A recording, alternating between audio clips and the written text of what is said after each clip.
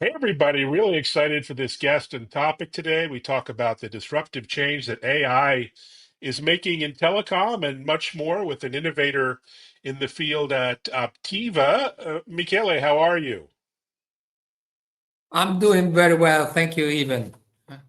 Well, thanks for joining. I'm glad to Would be be great here. if I'm glad to have you. You guys do a really interesting work. Maybe introduce that yourself, but also who is Optiva and what's the genesis of the company over the years?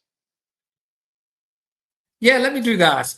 Well, first of all, about myself, I've been now more than 30 years in this industry. You can call it the telco software industry. So from day one in Mm, my career, I've always been focusing in selling software to telcos. If you know about telcos, maybe hmm OSS or BSS, different solutions. It's been fun, and I've seen a lot of things evolve in that industry, and of course, I'll tell you all about it. But about Optiva, Optiva is actually been in the market selling to operators, billing and charging solutions since '99. It has evolved. And it has acquired different assets. In 2014, actually, the BSS assets from Nokia Siemens at the time.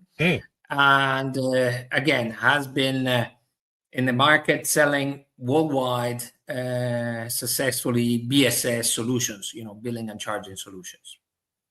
Yes, fantastic. I go back 25 years in telecom, so you have me beat by a few years. But now is definitely the most exciting time in the industry. AI is going everywhere right now. How are you seeing the shift from, the lab and speculative use cases to really practical, results-driven applications? Yeah, well, let me tell you what I see in the industry first. The telco industry is exciting, but I must say it's not going through the best of times, right? Mm, I think they missed a few opportunities in the last decades, being one, of course, the OTT wave and having some serious return on the, if you will, the internet revolution. But more recently, what they have done, rightly so, is to uh, invest quite a lot in their infrastructure and getting new technology deployed as 5G, more specifically. And that cost them quite a lot of investment and money and resources, but without necessarily a great return, right? So the mm, cost went up while the revenue, and nobody realizes that, but 5G has been seamless in terms of price, meaning as a user, I don't think you've seen anywhere in the world a premium price for 5G. So mm. for the telcos, that has been a problem because the investment was between the licenses and the infrastructure has been enormous, and it has not finished, by the way. Um, while there hasn't been a lot of return, so definitely the margins have been going down, and sometimes even the overall revenue. So there is a little bit of a challenge in the industry on trying to do two things. Increase revenue once on one side and decrease cost as much as possible, of course, to increase profitability overall. That has not been easy, but again, maybe AI can come to the rescue. There's been already a strong adoption of the cloud, and that has helped somehow, for sure, in the efficiency and agility. But the AI side could really contribute. I believe in that. I mean, AI will contribute in so many ways in so many industries, but telco for sure can take advantage of that. Of course, to adopt AI and make it really work is not just about the technology. There needs a mindset change, and that will need to happen. but the reason why AI in general has been successful in the last few years, neural networks were there 30 years ago. I actually started in software development, and I can tell you, I was building neural networks 30 years ago. The problem is that at the time, there were two things missing. One is the data, in terms of quality of data on one side, and then the amount of data that is available today, and the computing capability to actually teach to those systems. As you know, they're really in need of a lot of compute resources, right? I mean, all the AI companies are building their own nuclear plants right now to to make sure that they can keep up with the energy consumption of the systems. But in any case, so AI is booming at this time because of that. And of course, again, telcos are there to reap the benefits. And of course, as we were saying, they need to get both sides of the coin. One from a revenue perspective, and the other one from a cost perspective. Now, from a revenue point of view, and sorry, I just made a lot of No, conversation, please. It's but going fascinating. back to your specific question, where do I see the actual benefits in practice? And from a revenue point of view, there is the capability to bring new services to bear, specifically in the AI space, meaning I've seen a lot of telcos stepping up and providing sovereign AI to the countries they're in, right? Because also, the usual data privacy and data issues and so on. So they are selling to the public sector or even enterprises that want their own AI in their own country. And telcos are very credible in that space. They are usually a trusted partner, a technology partner. So that definitely is a potential new service that they can sell, and I see a lot of infrastructure being built in that sense. But specifically on the revenue side, what AI brings is the capability to personalize the services, right? I mean, with the right information in the real time, AI could have an engagement with an individual, offering specific services, and either kind of services that are more adaptable to the behavior of this person, or commercially being capable of understanding the person, so that they can really engage and offer something that more than likely that individual would buy, and then being overall efficient in sales and marketing.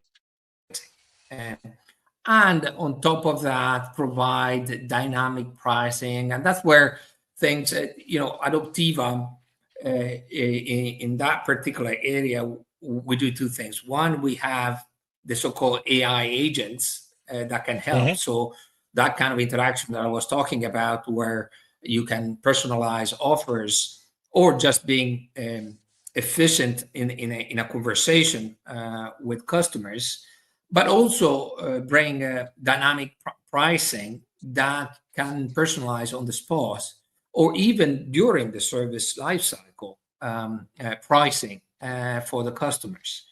And that has to be attractive for the individuals. So whoever in the telco space will be the first ones to be so focused in terms of understanding the customer behavior and needs, and engage at the right time, would get a lot of market share and more out of the competitors. So in that sense, what I see is not necessarily a lot of new services can be enabled from AI, at least at the moment. The good thing about AI, good or bad thing about AI, is for now we're pretty much telling AI what to do, right? And focus, let's say, the intent of AI in areas where we think we can have an improvement, again, in revenue or efficiency and so on. But at some point, the idea is that there's going to be self-improvement from an AI perspective, so that AI itself will understand what to do on an efficiency point of view, or on a services point of view, or in general helping enterprises as an advisor, if you will, on things that we can't imagine right now could be fruitful. So that's the future, but it's not very far off. The future, we're talking about a few years. AI is evolving so rapidly and learning so rapidly that it will become more and more intelligent beyond what we can think right now. So it's going to be used right now in areas where we know it could be useful, but at some point there's going to be a direction where AI will tell us what could be new creative ideas to do business in telco and other industries. And then if we go back beyond revenue, cost and efficiency, AI can be applied and is already applied in so many areas in the telco environment. If you think of the concept of autonomous networks, right? That poses its challenges, because on one side, operators have never been good at accepting release of control, right? So it's going to be gradual, but it is true that AI could be capable of adjusting network and do traffic management and resource management, so on, so that the cost of the infrastructure would drastically decrease without affecting the quality of service. Yeah, that would be amazing to see. The challenge I see, as probably you do as well, is that many telcos are notorious for their rigidity and lack of flexibility, often wedded to the way they've done things, given their scale. I mean, millions, tens of hundreds of millions of customers. So what has to change in the transformation of the network or the back office to enable or empower this opportunity, given these entities are often pretty slow to change? Well, first of all, I think the attitude has changed because the situation has changed. Meaning, I don't know, if you go to some of these events, or I talk to customers every day, they are really, I'm not saying desperate, but they are in emergency mode, right? Okay. They do understand that right now, if something is not done, cost is going up, revenue is not going up, and the margins will get to a level where something drastic needs to happen, right? So that conservative attitude could change just because of that. But in any case, I believe the AI introduction can be done also gradually to make them comfortable that that's not going to be, necessarily disruptive. And I can understand why. I mean, right now, AI can guarantee a 95 accuracy. Now, 95% accuracy is not good enough for the network. That 5% could disrupt the network in a way that, services could go down and things. Telco is usually the most reliable service. You usually have always the availability, except in emergency, of your connectivity and communication services. So that kind of disruption is not acceptable. So that needs to evolve from the AI side. But in any case, the way to gradually introduce it is to have the human in the cycle, right? So that there's more recommendations right now from AI that uh, the human would accept or not, depending on the consequences that they could see.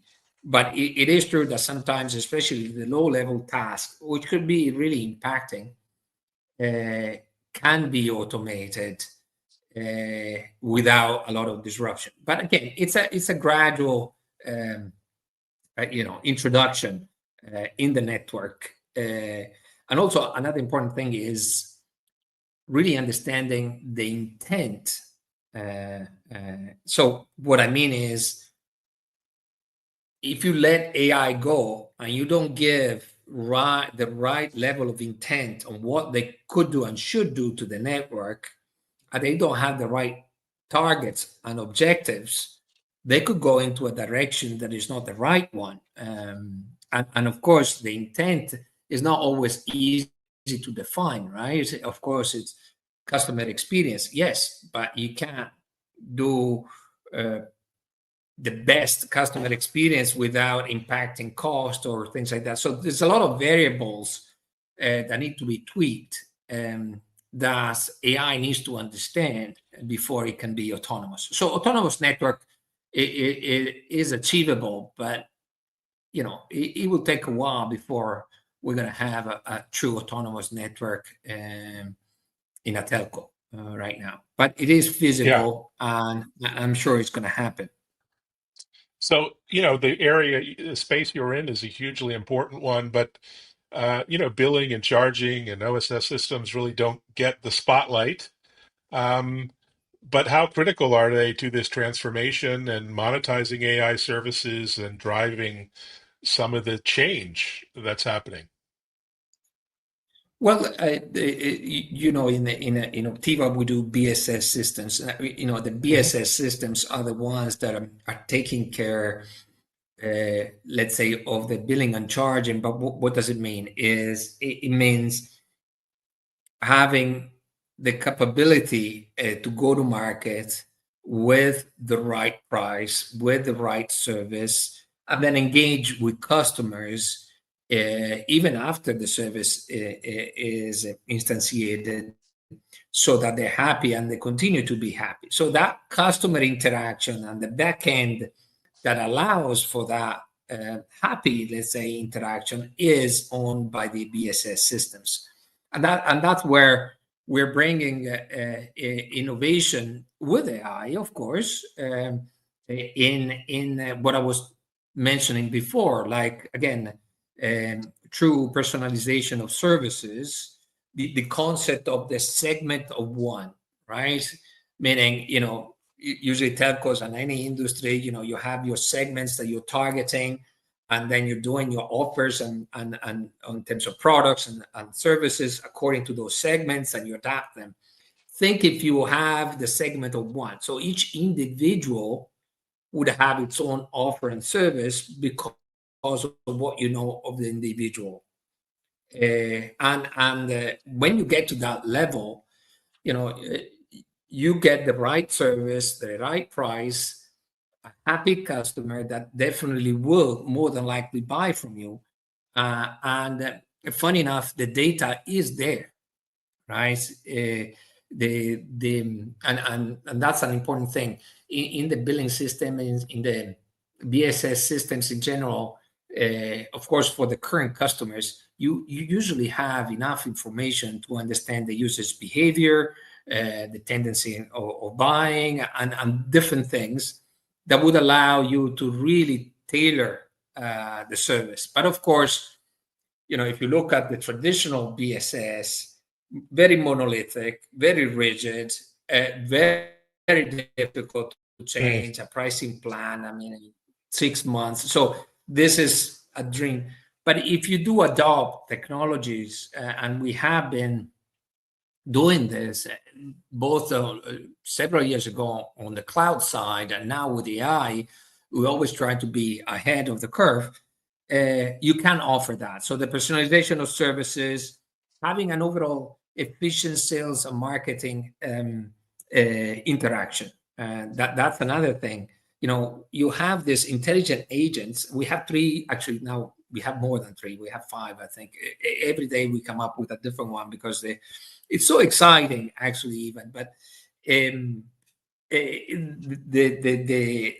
sales and marketing interaction with customers, when you have an AI agent, again, they know a lot about you and can be very proactive, even in fixing issues, not just being proactive in selling new things, but even just understanding of the issue of the person. And even, again, if you let them take actions, this agentic AI capability, right? So you had three kind of steps or stages. You have the normal AI, then you have the Gen AI where you generate content, but then you have the agentic AI where AI now is able to detect problems and actually then do actions themselves autonomously.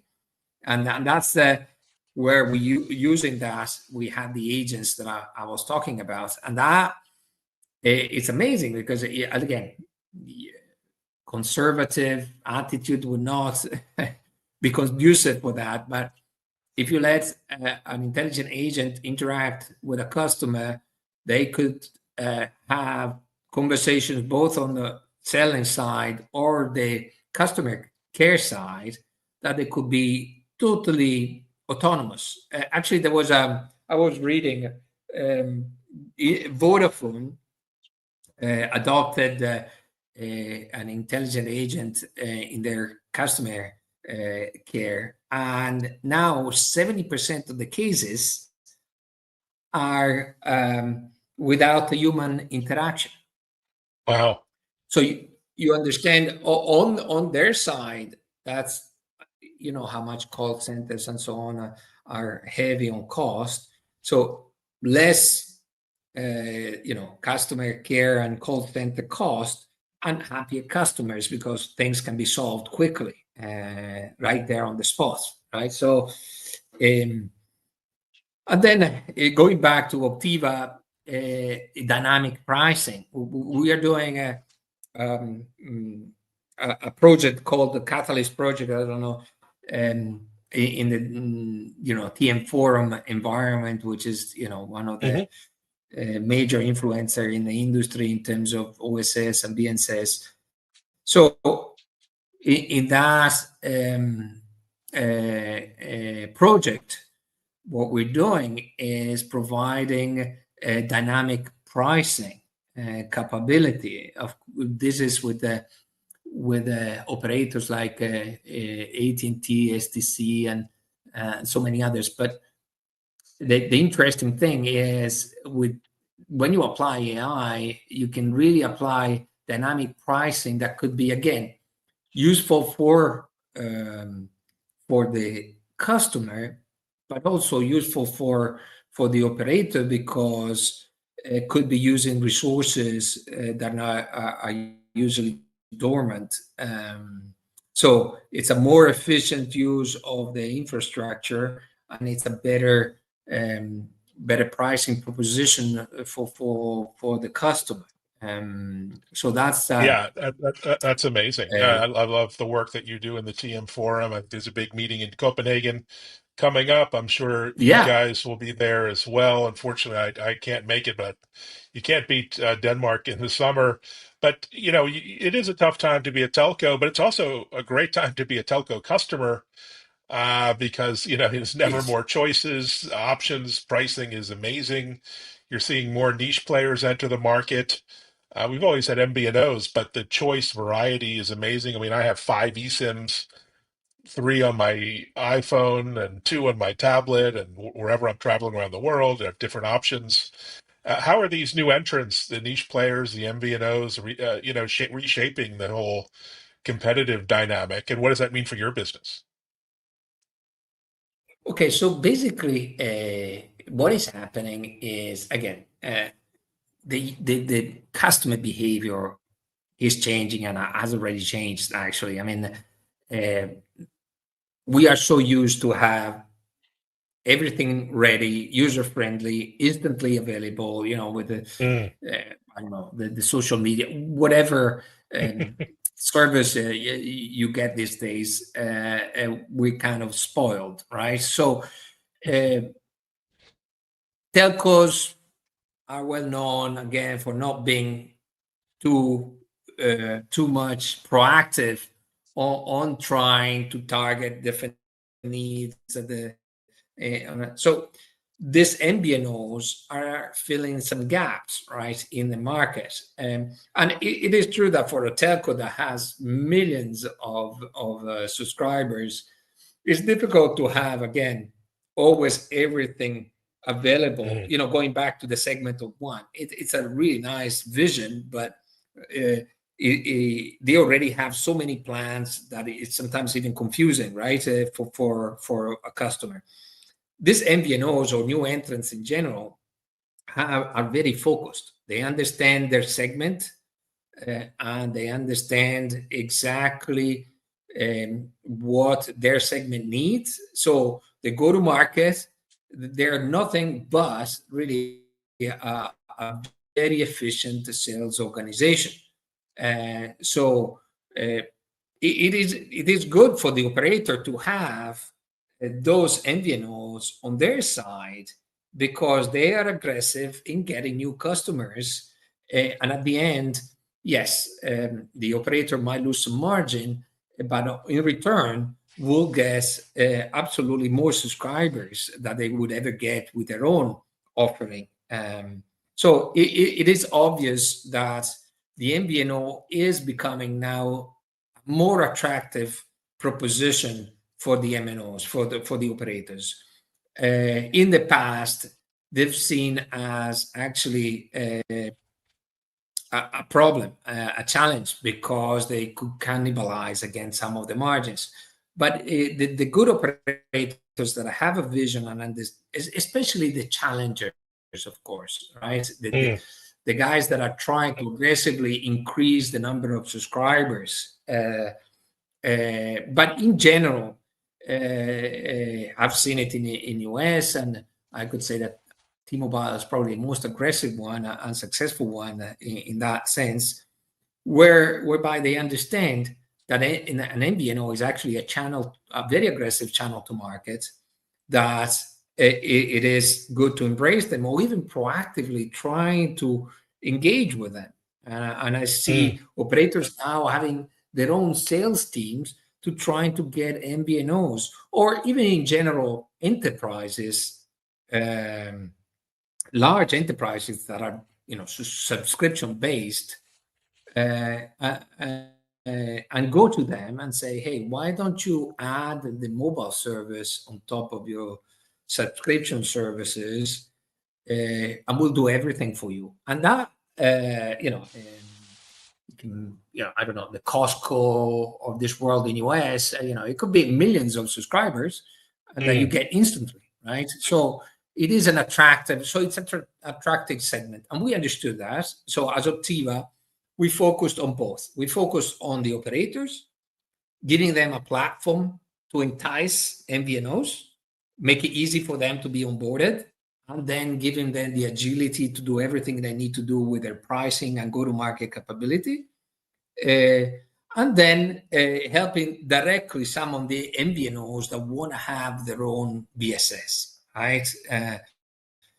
Of course, MVNOs don't have necessarily the network, the radio access network, but some of the most aggressive one want to have the agility to have their own BSS, so that they can tweak prices in real time.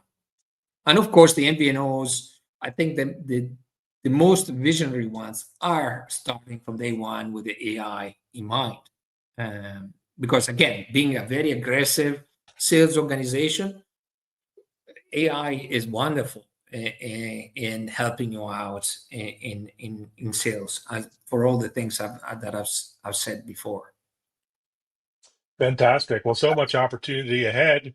I wish we had more time, but I'm sure I'll see you at one of the many industry events, including Mobile World Congress, et cetera. Yeah. What are you up to this summer, over the next few weeks, months, as we head into June, July, August? Well, again, the TM Forum event in Copenhagen for sure, but I definitely gonna enjoy summer here in Italy, and make sure I take some time off. It's been very intense in Optiva. We really closed some really important deals recently, and that Oh, has been intense. congratulations. So yes, you'll see some of the announcements coming out, but very exciting. So taking a couple of weeks of a break, it wouldn't hurt, to tell you the truth. Absolutely. Well, congratulations on all the success and leadership in this space, and onwards and upwards. Good seeing you. Look forward to meeting in person soon. All right. Same here. And thanks everyone Yes, for let's do listening, it. watching, Thanks, and Ivan. sharing this podcast. And yeah, be sure to check out my new show, Tech Impact TV, now on Bloomberg and Fox Business. So beyond the podcast. So take care, everyone. Thanks.